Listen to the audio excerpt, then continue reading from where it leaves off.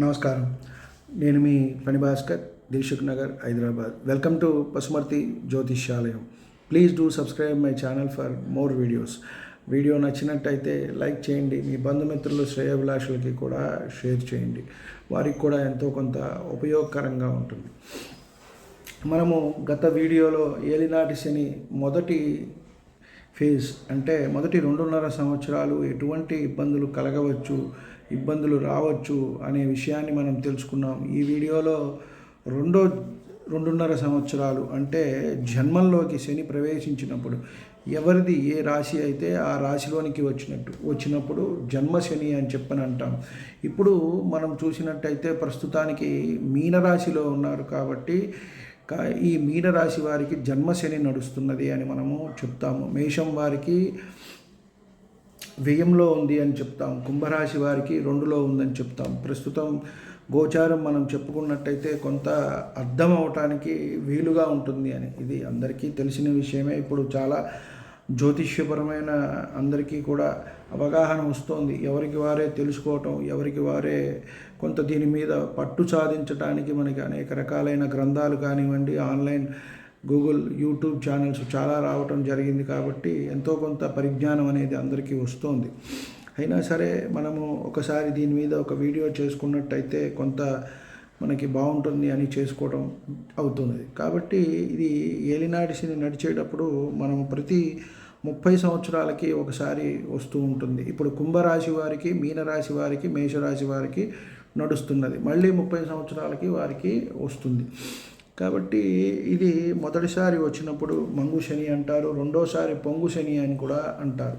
కాబట్టి రెండోసారి వచ్చినప్పుడు అంతా కూడా కొంత మంచి చేస్తుంది అని చెప్పని ఇక్కడ నానుడి ఉంది. అంటే వారు చేస్తున్న వృత్తి ఉద్యోగాల్లో అభివృద్ధి చెందటము, కొంత ఏదైతే వివాహం జరగటము, ఇల్లు కొనుక్కోవటము, వారు చేసే వృత్తి వ్యాపారాల్లో అభివృద్ధి జరగటము, ఇట్లా ఒక అత్యున్నత స్థానానికి తీసుకెళ్తాడు. కష్టపడి వీరు ఏదైతే పైకి వస్తూ ఉంటారో మొదటి పడ్డ 2.5 సంవత్సరాలు పడ్డ ఇబ్బందులు, బాధల నుంచి కొంత బయటపడవేసి మనకి మంచి చేయటానికే ఈ 2.5 సంవత్సరాలు శని భగవానుడు వస్తాడు.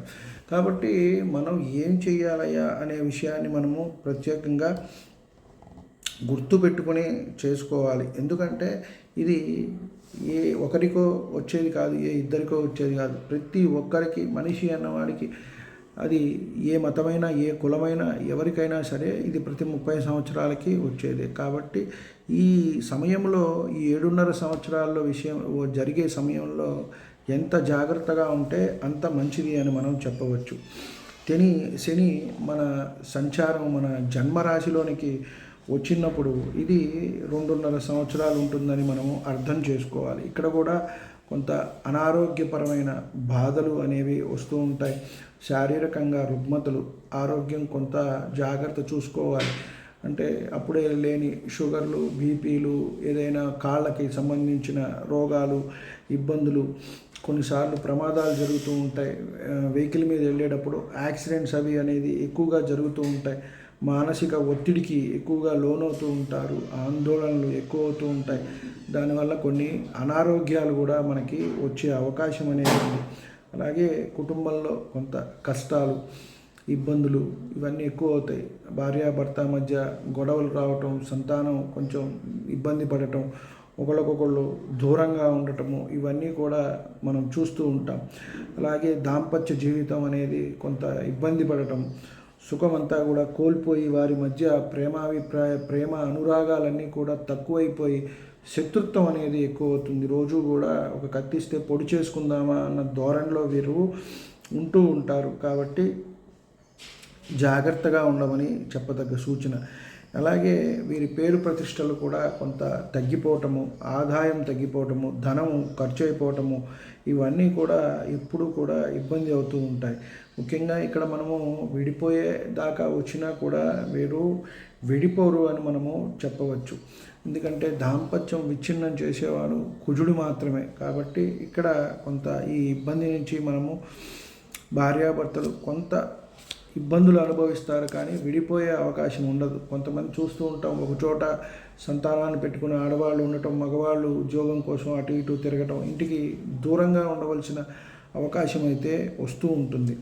సమాజంలో కూడా పేరు ప్రతిష్టలు తగ్గిపోతూ ఉంటాయి. అవమానాలకు, పరాభవాలకు గురి అవుతూ ఉంటారు. కొంత ఈ సమయంలో హార్ట్కి సంబంధించిన రోగాలు కూడా వీరికి వచ్చే ఉంటుంటాయి. అంటే హార్ట్ అటాక్స్ రావటము, అలాగే లంగ్స్కి సంబంధించిన వ్యాధులు రావటము, అలాగే కాలేయము, వీటికి సంబంధించిన లివర్కి సంబంధించిన లంగ్స్, లివరు, హార్ట్ వీటికి సంబంధించిన వ్యాధులు అయితే కనుక వచ్చే అవకాశం అనేది ఉంటుంది. కాబట్టి ఈ బాధలు అనేవి మనకి కొంత వస్తూ ఉంటాయి. అలాగే రెండోసారి మనకి వచ్చినప్పుడు దీనిని పొంగు శని అని కూడా అంటారు. ఇక్కడ కొంత మనం చూసుకున్నట్టయితే జీవన సరళి కొంత మారుతుంది. ఈ ఇబ్బందులు ఇవి వచ్చినప్పటికీ కూడా ఒక్కసారిగా ధనాదాయాలు పెరగటము, ఇదివరకు గతించిపోయినవి ఇప్పుడు రావటము, ఆ పూర్వపు వైభవాన్ని ఏదైతే ఉందో అవన్నీ కూడా పొందుతారు. స్నేహితులు, మిత్రులు దగ్గరవుతారు. బంధువుల్లో మంచి పేరు ప్రఖ్యాతులు పెరుగుతాయి. అలాగే ఉద్యోగం చేస్తూ ఉన్నట్టయితే వీరికి పదోన్నతులు రావటము, ఉద్యోగం లేని వారికి ఉద్యోగం రావటము, పట్టిందల్లా బంగారంగా ఉంటుంది. వ్యాపారంలో కూడా ఒక మంచి స్థాయికి చేరుకోవటం, దినదినాభివృద్ధి చెందడం, ఇవన్నీ కూడా ఈ 2.5 సంవత్సరాల్లో జరుగుతుంది. అంటే మనకి ఎప్పుడైతే ఉంటుందో ఇలా ఈ మార్పు అనేది మనకి తెలుస్తూ ఉంటుంది. ముఖ్యంగా మనము రెండోసారి వచ్చినప్పుడు ఇవి ఎక్కువగా జరుగుతాయి. మనము మొదటిసారి వచ్చినప్పుడు ఏదైతే ఉంటుందో దానిని మంగుశని అంటారు. కాబట్టి ఆ 7.5 సంవత్సరాలు కొంత ఇబ్బందే. అలాగే రెండోసారి వచ్చినప్పుడు పొంగు శని అంటారు. మళ్ళీ 30 సంవత్సరాలకు వచ్చినప్పుడు ఆ 7.5 సంవత్సరాలు కొంత మనిషికి అభివృద్ధినిచ్చి, ఇబ్బంది నుంచి బయటపడేసి పైకి తీసుకెళ్తుంది అని మనము చెప్పవచ్చు. స్నేహితుల వల్ల మంచి అభివృద్ధి ఉంటుంది, ధనం బాగా సంపాదిస్తారు. అంటే ఇక్కడ పాలు చూడండి పొంగినట్టుగా మనకి వైభవంగా ఉంటుంది అని చెప్పని దీన్ని పొంగు శని అని చెప్పని అంటారు. కాబట్టి జీవితాన్ని కూడా అలా పొంగిస్తాడు. కాబట్టి అది చూసి మనం మురిసిపోయి ఇలాగే ఉంటుంది జీవితం, ఇంతే ఉంటుంది అని చెప్పని ఎప్పుడైతే అనుకుని జాగ్రత్త చేసుకోమో, వచ్చిన ధనాన్ని మనం దాచుకుని కాస్త భార్య పిల్లల పేరు మీద పెట్టి వారికి కూడా భద్రత కల్పించకుండా వచ్చినట్టు ఖర్చు పెట్టుకుని పోయినట్టయితే చివరికి రోడ్డు మీద పడేసి వెళ్ళిపోతాడు భగవంతుడు.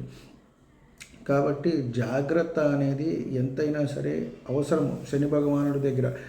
కాబట్టి ఈ 2.5 సంవత్సరాలు కూడా వచ్చినప్పుడు కూడా మనం ఎంతో జాగ్రత్తగా అన్నీ బాగున్నప్పటికీ కూడా మనము ఎంతైనా సరే ఇబ్బంది లేకుండా మనం ఉండాలి, సాగాలి అంటే కనుక మళ్ళీ ఆ పరిహారాలన్నీ కూడా మనము చేసుకోవాలి. మొదటి 2.5 సంవత్సరాలు ఉన్నప్పుడు ఎలాంటివో అలాంటివే చక్కగా నడవటము, వృద్ధులకి సేవ చేయటము, అనాథ పిల్లలకు, అనాథలకు, పెద్దవారికి సేవ చేయటము, చేపలకు ఆహారంగా కాస్త ఏదైనా పెట్టము, కాకులకు పెట్టటము, అలాగే పావురాలకు వీటికి పెట్టటము, నల్ల కుక్కకు మనము అన్నం పెట్టినట్టయితే కూడా మంచిది వస్తుంది. అలాగే మనకి బ్లాంకెట్స్ ఉంటాయి, కంబళులు నల్లటివి, అవి ఏదైనా పంచినా సరే మనకి మంచి జరుగుతుంది. నవగ్రహాలకు ప్రదక్షిణ చేయటం, ముఖ్యంగా శనివారం నియమం పెట్టుకుని అంటే మద్యము, మాంసము వీటికి దూరంగా ఉండవలసిన అవసరం అయితే ఉంటుంది.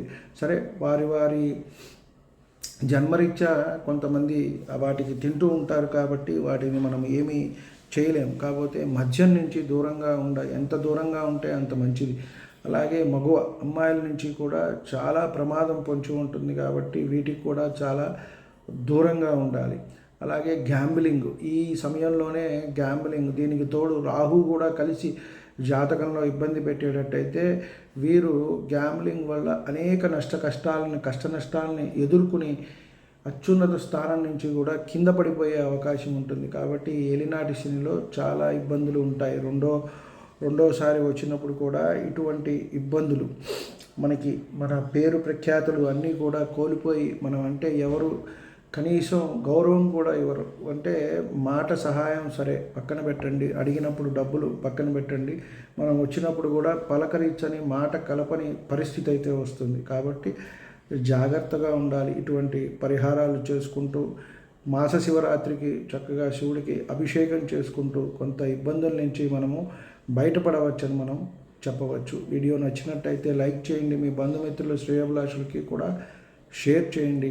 ఇంతవరకు ఛానల్ సబ్స్క్రైబ్ చేసుకున్నట్టయితే సబ్స్క్రైబ్ చేసుకోండి. నా తదుపరి వీడియోలన్నీ కూడా అందుబాటులో ఉంటాయి. సర్వే జన సుఖినో భవంతు. శాంతి శాంతి శాంతి.